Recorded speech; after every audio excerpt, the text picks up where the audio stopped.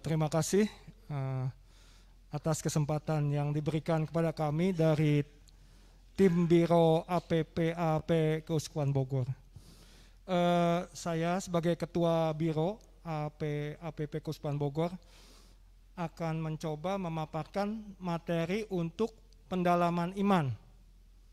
Jadi nanti Bapak Ibu pemandu, kemudian juga adik-adik OMK dan pembina Bina Iman Anak bisa juga mengadakannya di lingkungan atau di komunitas masing-masing.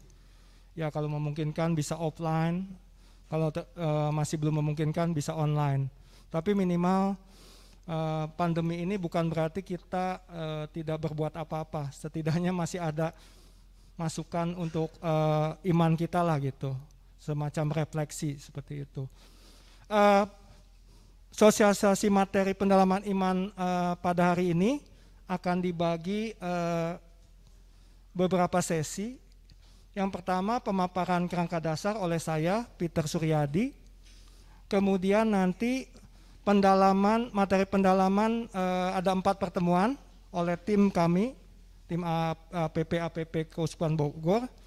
Kemudian nanti juga ada pengantar singkat tentang materi Bina Iman Anak dan juga materi untuk orang muda. Nah, selama ini mungkin Bina Iman Anak dan orang muda ini seolah-olah nggak dianggap gitu, jadi nggak ada pemaparannya. Ini nanti akan ada sedikit apa bedanya misalnya materi orang muda dibanding dewasa untuk Bina Iman Anak bagaimana. Untuk mempersingkat waktu, saya akan coba memaparkan kerangka dasarnya. Kerangka dasar ini adalah berfungsi sebagai acuan bagi Bapak Ibu atau saudara-saudari untuk memandu di komunitas masing-masing. Jadi acuannya yang kami sampaikan. Dan terutama nanti saya yakin nanti Bapak Ibu menyampaikan juga di paroki karena gitu ya. Jadi di paroki bisa lebih detail, bisa lebih lama barangkali gitu. Nah, pemaparan kerangka dasarnya pertama temanya adalah ini. Temanya ini bijak memanfaatkan bahan bakar minyak. Jadi di sini ada kata bijak. Artinya bukan berarti APP 2022 ini kita tidak boleh pakai bahan bakar minyak, tapi seperti Pastor Ridwan tadi bilang, itu harus bijak. Jadi kapan kita pakai, kapan kita bisa menguranginya, nah seperti itu ya, bijak. Nah, bijaknya sebagaimana nanti kita akan lihat di kerangka dasarnya.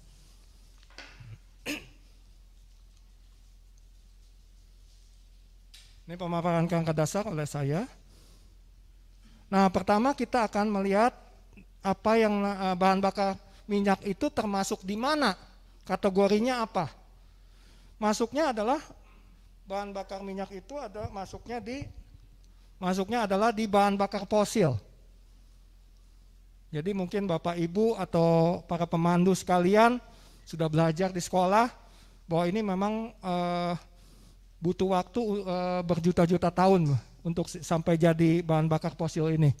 Nah, yang termasuk bahan bakar fosil adalah batu bara, minyak mentah, gas alam, dan minyak kental. Ini teknisnya lah. Jadi kita lebih banyak pakainya di sini, minyak mentah ya, atau ini batu bara gitu ya. Jadi ini masuknya di bahan bakar fosil.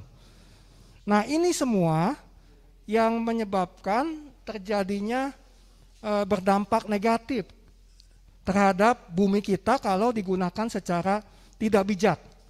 Jadi di sini bahan bakar fosil.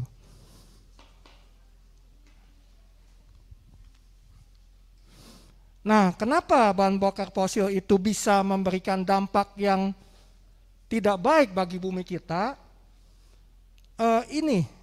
Jadi bahan bakar fosil atau kita fokus ke bahan bakar minyak itu umumnya berupa, kalau istilah kimianya, senyawa hidrokarbon. Bapak Ibu yang belajar kimia, yang di bidang kimia pasti ngerti. Jadi senyawa yang mengandung atom hidrogen dan atom karbon. Itu namanya senyawa hidrokarbon. Dan ini banyak terdapat dalam minyak bumi, bahan bakar minyak. Nah, reaksinya kalau nanti belajar kimia, ini hidrokarbon ditambah gas oksigen, ini panah kurang, menjadi gas karbon dioksida dan air. Ini reaksi kimianya. Ini hidrokarbon, oksigen, CO2, dan H2O. Nah, yang berdampak negatif terhadap bumi ini adalah CO2 ini. Nanti kita akan lihat CO2 tuh ngapain aja sih terhadap bumi sehingga berdampak negatif. Nah, CO2 ini gambar atomnya ini. Ada satu atom C, karbon, dan 2 atom oksigen. Nah, ini yang biang keladinya. Biang keladi membuat bumi ini sangat terpengaruh kalau jumlahnya sangat berlebihan. Gitu. Nah, ternyata CO2 ini, karbon dioksida ini membuat bumi menimbulkan efek rumah kaca. Kenapa disebut efek rumah kaca? Ini bayangkan, ini bumi kita, di sini ada atmosfer, lapisan atmosfer. Ternyata CO2 ini yang dilepaskan dari berbagai aktivitas yang ada di bumi kita, ini tidak bisa tembus ke atmosfer. Dia balik lagi ke sini. Jadi mantul-mantul terus gitu. Nah, sehingga sifatnya CO2 ini membuat bumi tambah panas. Nah, itu yang disebut pemanasan global. Jadi dia tembusannya sedikit, banyaknya mantul-mantul terus. Bayangkan kalau CO2 yang dihasilkan untuk pembakaran minyak bumi tadi makin banyak, maka yang mantul-mantul ini makin banyak. Sehingga bumi kita menjadi semakin panas. Nah, itu biang keladinya sebenarnya gitu. Nah, efek atau pengaruh dampak pemanasan global atau global warming ini banyak Bapak Ibu sekalian. Macam-macam ini. Ini hanya beberapa saja. Misalnya pertama bisa membuat suhu bumi itu naik 1 derajat.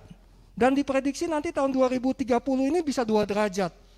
Itu kalau suhu bumi naik sedikit 1 derajat saja sudah berpengaruh sekali terhadap macam-macam kegiatan di bumi ini, terutama alam sekitar kita. Kemudian ya ini, climate action. Jadi pengaruh terhadap iklim.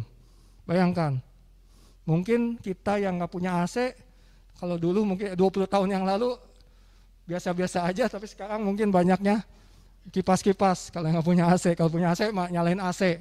Nah, itu pun problem juga, AC itu butuh listrik kan. Hemat listrik waktu APP tahun lalu. Dan malah jadi nggak hemat juga gitu. Kemudian di sini juga kekeringan jelas. Kalau suhu makin naik artinya makin kering bumi kita. Kemudian juga mengganggu ekosistem rusak. Barangkali kalau di hutan karena saking panasnya tumbuhan pada mati. Kemudian hewan-hewan liar misal gajah turun ke rumah penduduk. Ular keluar semua merusak lahan pertanian dan sebagainya. Jadi banyak sekali dan pasti mengganggu sistem perekonomian dan sebagainya. Ya kan? Mungkin hewan yang ada di hutan karena nggak ada makanan mati semua, lari ke kebun penduduk. Kebun penduduk kemudian dirusak oleh hewan tersebut. Sehingga nanti panen berkurang dan sebagainya. Jadi banyak sekali dampaknya. Mungkin secara sosial karena udah panas, orang kesinggung dikit langsung main pukul atau berantem bisa jadi. Karena udah suhu udara panas gitu, tiba-tiba emosi lo gampang meledak. Jadi banyak sekali ya pengaruhnya terhadap kegiatan kehidupan di bumi ini. Jadi ini dampaknya bukan sepele. Nah, ini saya ambil data emisi karbon. Tadi kan hidrokarbon pasti ada namanya emisi karbon, yaitu CO2 tadi. Nah, kita lihat nih sektor yang menghasil emisi karbon terbesar. Jadi kalau kita lihat yang paling besar apa? Pembangkit listrik. Kenapa? Karena digunakan batu bara. Waktu kita bahas hemat listrik kan digunakan batu bara. Pembangkit listriknya batu bara. Sehingga nanti kalau kita pakai listrik banyak, otomatis karbon dioksidanya tadi CO2-nya banyak. Kemudian industri. Nah, ini bahan bakar minyak banyak kan di sini kan yang kita pakai nih. Di transportasi kan. Dan rumah tangga biasanya. Dan perdagangan. Jadi ini termasuk besar juga, 20%. Nah gitu. Jadi sebenarnya APP Kuskuan Bogor ini kalau istilah orang Sundanya mapai. Mapai itu apa ya? Menelusuri. Jadi kita telusuri yang menyebabkan pemanasan global tuh dari sektor mana aja. Listrik sudah kan APP tahun lalu. Kemudian kertas ya. Kertas juga kan berdampak pemanasan global. Dan sekarang kita di BBM ini ke transportasi kayaknya. Lebih banyaknya ke sini. Jadi ini berkontribusi terhadap pemanasan global. Nah kita lihat pemanasan global ini penyebabnya cuma satu sebenarnya, ulah manusia di sini, aktivitas manusia. Nah BBM kayaknya ada di sini ya, nah, Bapak Ibu. Jadi ini kita kurangin nih, makanya kita coba bijak di sini supaya pemanasan global ini berkurang. Kemarin di sini sudah kertas kan di sini, sekarang kita fokusnya di sini. Nah gitu, jadi semuanya yang menyebabkan CO2 dihasilkan banyak, kita coba kurangi dengan mapai menelusuri kegiatan-kegiatan yang ada di kehidupan kita sehari-hari. Jadi yang simpel-simpel aja, gitu, seperti itu.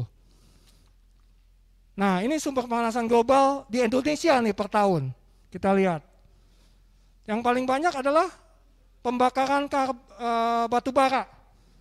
Nah ini yang paling banyak, salah satunya pembangkit listrik. Jadi Bapak Ibu kalau nggak hemat listrik, nah ini sebenarnya menggunakan batu bara yang banyak.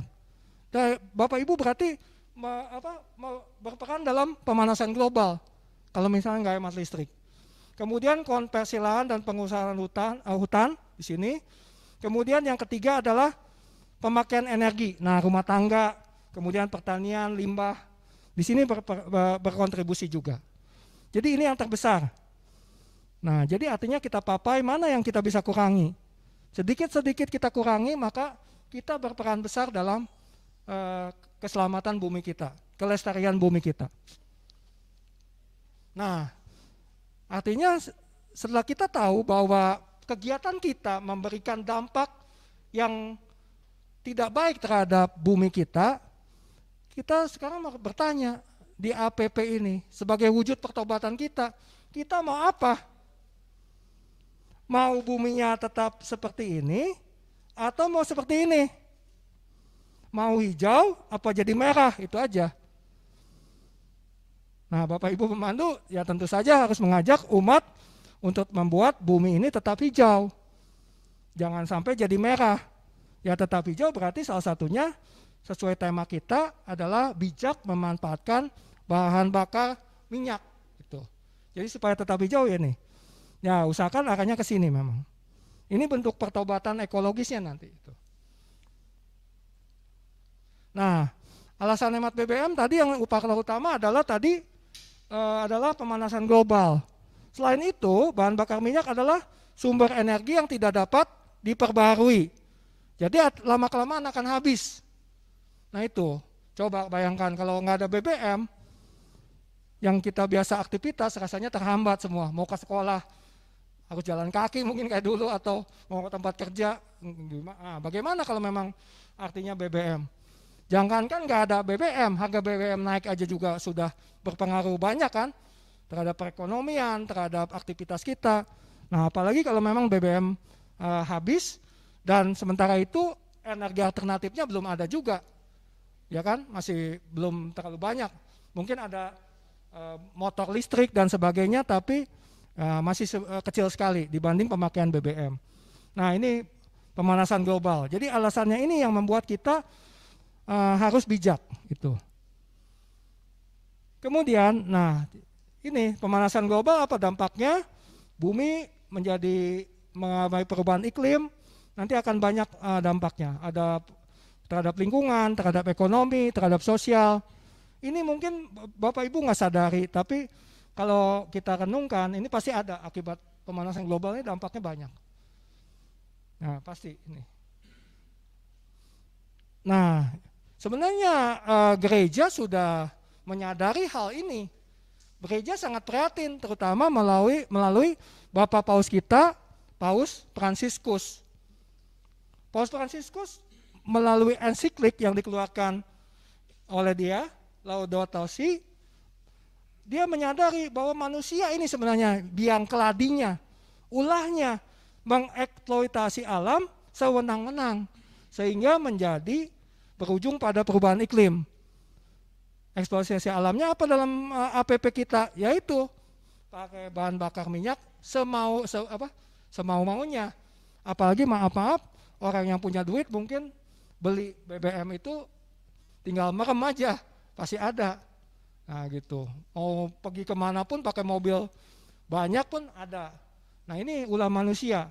Kemudian Paus Fransiskus juga menyadari akibat perubahan iklim ini akan terjadi potensi bencana yang semakin besar. Ya macam-macam lah tadi, misalnya kerusakan hutan dan sebagainya, pasti dampaknya adalah ke berbagai macam kehidupan kita, kehidupan manusia, kehidupan makhluk yang ada di bumi kita. Jadi gereja ini sudah prihatin. Nah tinggal gereja, Paus sudah prihatin, apakah kita sebagai umatnya ikut juga prihatin. Nah ini yang jadi masalah. Nah ini yang akan kita dalami dalam APP 2022 ini. Nah, apa yang seharusnya kita lakukan? Sumber iman kita salah satunya kitab suci. Kita kembali ke kitab suci aja sebenarnya, nggak usah pusing-pusing. Karena kitab suci adalah sumber iman kita yang benar. Yakin ya Bapak Ibu ya? Ya sumber iman. Makanya belajarnya dari kitab suci, nggak usah dari macam-macam. Saya mengambil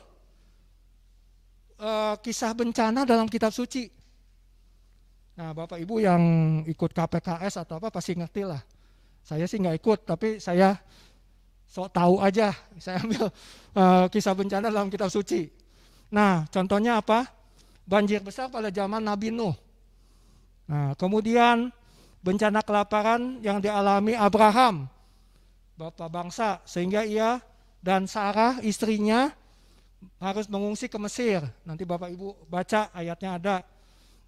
Kemudian bencana kelaparan menimpa daerah tempat tinggal Ishak, anak Abraham, sehingga ia harus mengungsi ke daerah lain.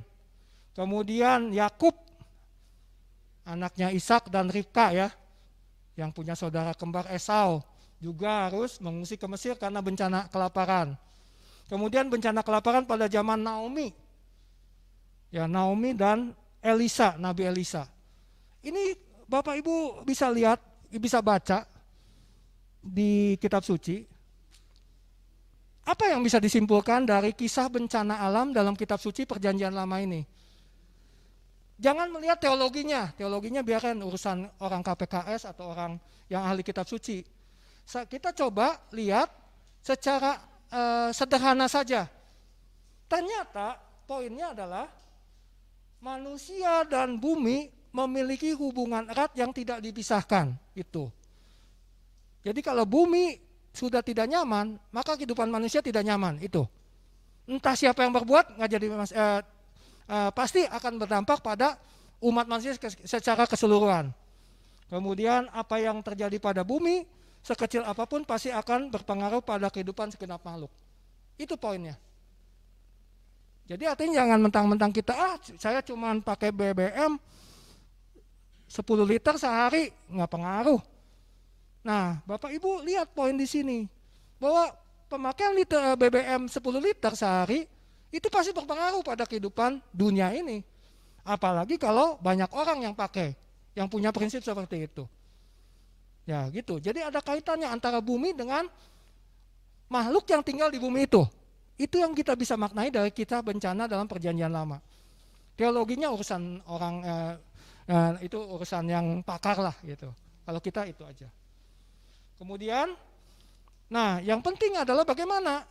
Jadi artinya kita harus punya prinsip keharusan bekerja sama, itu yang penting.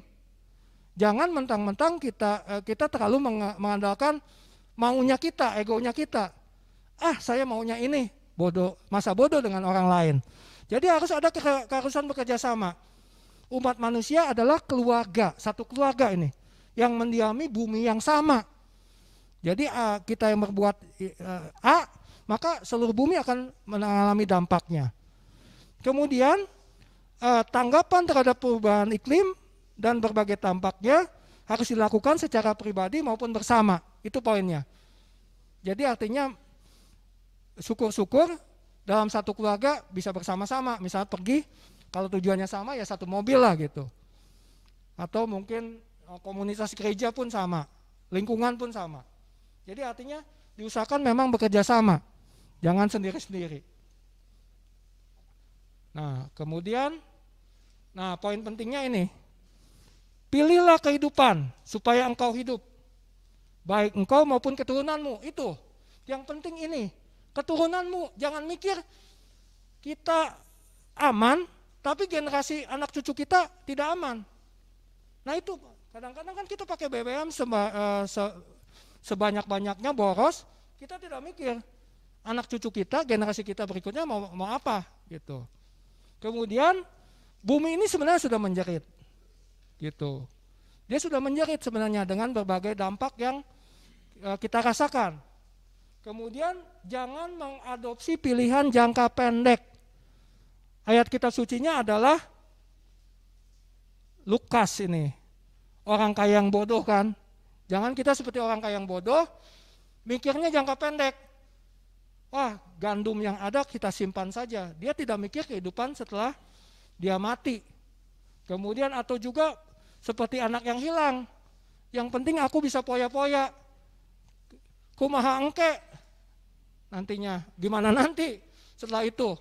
Nah, jadi itu seperti ini. Jangan sampai seperti itu. Jadi melupakan mikirnya jangka pendek. Harus mikir ke depan, mikir jangka panjang. Bumi kita bagaimana nantinya gitu. Nah, kemudian konsep bayang panjang yang perlu ditekankan yaitu kita harus membangun rumah di atas batu, jangan di atas pasir. Nah itu, karena mikirnya jangka panjang.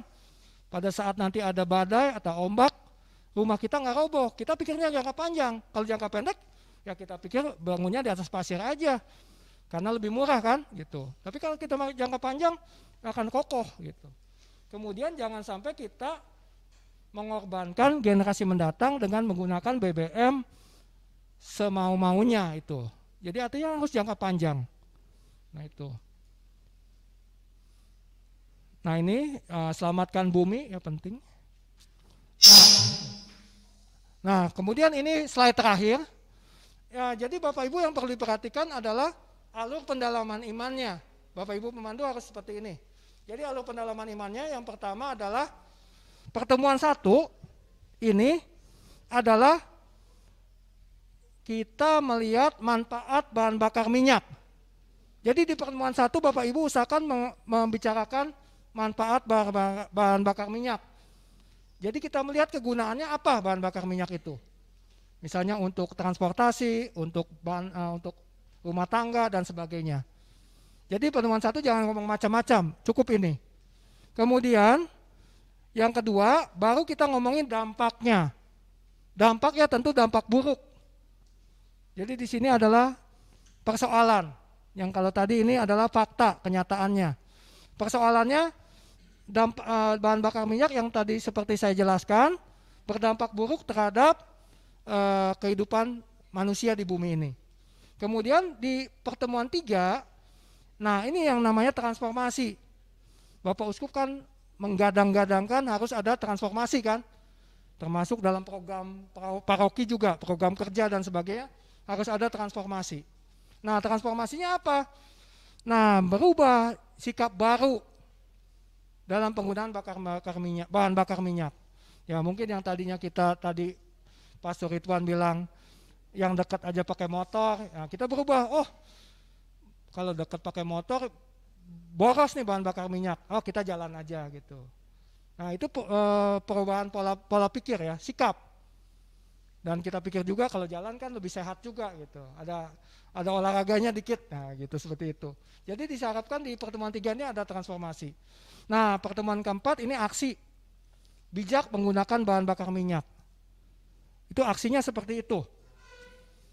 Nah ini mungkin aksinya saya lihat kenapa nanti di pertemuan pendalaman imannya aksinya memang agak sedikit dimodifikasi. Jadi kita usahakan jangan juga mengumpulkan massa. Jadi aksi bersamanya agak kurang ya. Jadi ini pandemi, jadi mungkin lebih banyak ke pribadi aja gitu, atau dalam keluarga terutama. Jangan sampai, kalau memungkinkan boleh aja ada komunitas misalnya bikin apa gitu. Tapi usahakan memang mengingat pandemi, usahakan jangan sampai banyak kumpul-kumpul lah. Kalau bisa yang pribadi, tapi kita bisa laksanakan itu. Nah, ini kerangka dasarnya seperti ini.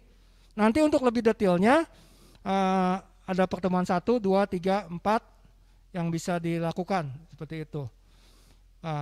Jadi ini dari saya. Nah, untuk selanjutnya kita masuk pertemuan 1, 2, 3, 4, 1, 2, 3, 4.